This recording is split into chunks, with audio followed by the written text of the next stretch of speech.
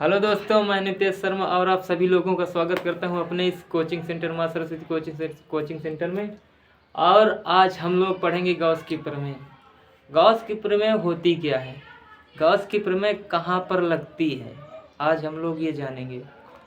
तो हमने तो वैद्युत फ्लक्स का सूत्र आप लोगों को बता दिया था, फाई ई बराबर ई ए कॉस थीटा। ये केवल खुले सतहों पर लगती है। और जो गॉस साहब आए गॉस साहब आए इन्होंने बताया अरे यार ये तो साली केवल खुले पृष्ठ में लगती है। अब यार जैसे गॉस ने बताया यार, जैसे हम लोगों को निकालना हो बंद पृष्ठ के लिए, तो उन्होंने ये बताया कि बंद पृष्ठ का वैद्युत फ्लक्स कैसे निकालते हैं। गॉस साहब ने ये बताया था। तो आइए जानते हैं गॉस साहब ने क्या क्या वैद्युत फ्लक्स के बारे में क्या डिफिनीशन दी थी और इसका सूत्र कैसे निकल के आया था, हम लोग ये जानेंगे। ये मान लीजिए कि आपके पास कोई गोला है, कोई बंद, ऐसे करके कोई बंद, मान लीजिए कि इसमें कोई भी प्रकार की रोशनी नहीं जा रही, बिल्कुल बंद है, खुला 1% का नहीं है, केवल ये बंद है। और इसके अंदर एक आवेश रखा है, इसके अंदर एक आवेश रखा है। तो उस आवेश से हमने बताया था कल कि उस आवेश से वैद्युत बल रेखाओं की संख्या निकलती है और वह जिस पृष्ठ पर पड़ती हैं उसे वैद्युत फ्लक्स कहते हैं। ये तो हमने पहले बता दिया था। तो ये है, ये यहाँ पर कोई आवेश उपस्थित है और इससे वैद्युत बल रेखाएं निकल रही हैं, वैद्युत बल रेखाएं निकल रही हैं। और यह वैद्युत बल रेखाएं जिस पृष्ठ पर पड़ती हैं, जिस बंद पृष्ठ पर पड़ती हैं, उसे हम वैद्युत फ्लक्स कहते हैं। जैसा कि गॉस के नियम के हिसाब से, जैसे हमने बताया था कल कि किसी आवेश से निकलने वाली वैद्युत बल रेखाओं की संख्या जिस पृष्ठ पर लंबवत पड़ती है उसे वैद्युत फ्लक्स कहते हैं। ठीक वैसे ही यहाँ पर है, कोई बंद पृष्ठ है और उसके उस पृष्ठ के अंदर एक आवेश उपस्थित है और वह आवेश अपने चारों ओर वैद्युत बल रेखाओं की संख्या निकाल रहा, और वह वैद्युत बल रेखाओं की संख्या जिस पृष्ठ पर पड़ती हैं उसे हम वैद्युत फ्लक्स कहते हैं। यह तक क्लियर है आप लोगों को? चलिए आगे देखते हैं।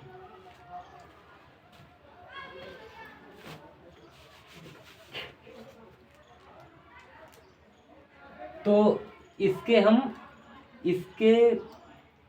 मतलब चित्र के हिसाब से, इसके चित्र के अनुसार हम लोग इसकी डिफिनीशन निकालेंगे। तो ये कोई आवेश है, ये कोई आवेश है और यह बंद है, बिल्कुल 1% का खुला नहीं है, बिल्कुल बंद है। तो यह आवेश इस पर एक मतलब कि इससे जो वैद्युत बल रेखाओं की संख्या निकलेंगी इस पृष्ठ पर पड़ेंगी, तो इस पृष्ठ को हम वैद्युत फ्लक्स कहते हैं। तो इसकी मतलब इसकी गॉस की प्रमेय की डिफिनीशन क्या हुई?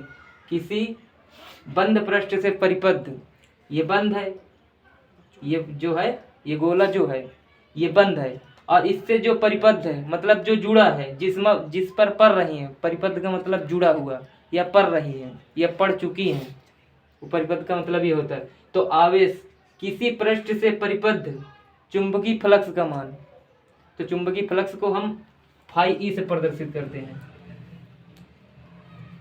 किससे प्रदर्शित करते हैं? फाई ई से प्रदर्शित करते हैं। तो इसकी डिफिनीशन क्या हुई? किसी बंद पृष्ठ से परिबद्ध चुंबकीय फ्लक्स का मान, किसी बंद पृष्ठ से परिबद्ध चुंबकीय फ्लक्स का मान आवेश के मतलब आप पृष्ठ में उपस्थित आवेश के 1/ε0 गुना होगा।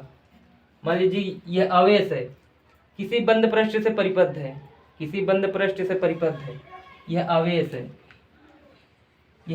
है, किसी बंद पृष्ठ से परिबद्ध है, और इसमें किसी बंद पृष्ठ से परिबद्ध चुंबकीय फ्लक्स का मान मतलब कि जो इससे वैद्युत बल रेखाएं निकल रही हैं, जो जिस पृष्ठ पर पड़ रही है उसे चुंबकीय फ्लक्स कहते हैं।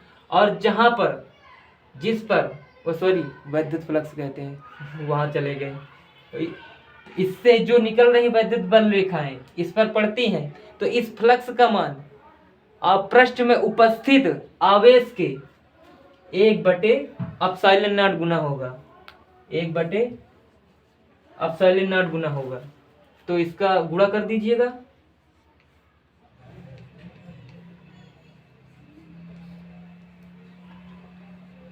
ये इसका सूत्र निकल आया।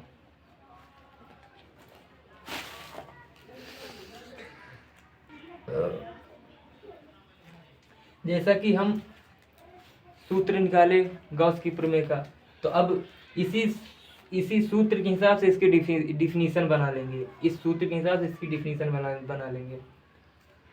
तो इसकी सूत्र इस मतलब चुंबकीय फ्लक्स का मान किसी बंद पृष्ठ, ये जो फाई है ना, ये जो है ये बंद पृष्ठ है, किसी, यहाँ डिफिनीशन इसकी लिखे दे रहे हैं।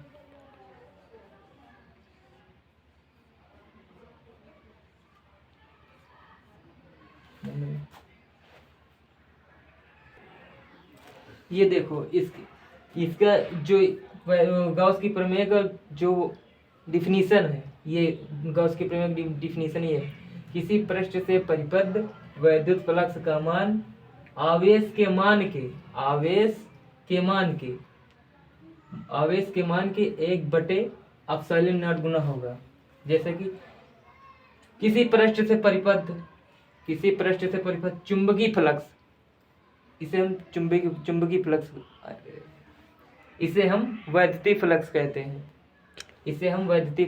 हैं। तो क्या हुई इसकी डिफिनीशन? किसी पृष्ठ से परिबद्ध वैद्युत फ्लक्स का मान आवेश के मान के 1/ε0 गुना होगा। गुना का मतलब गुना होगा। तो इतनी मोटी मोटी बात आप लोग समझ गए।